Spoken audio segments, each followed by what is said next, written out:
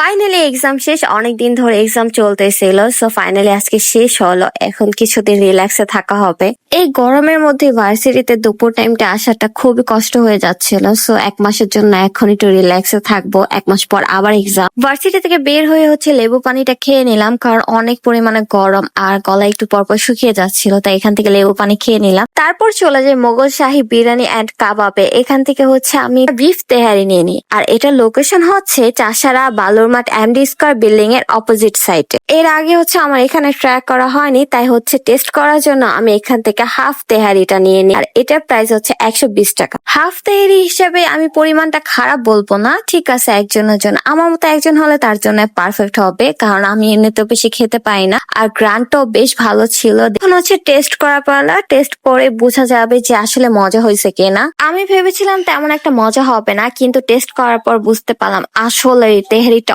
অনেক মজা হয়েছে। মাংসের পরিমাণের কথা যদি আমি বলি তাহলে 3-4 পিস দিয়েছি হাফ তেহারিতে।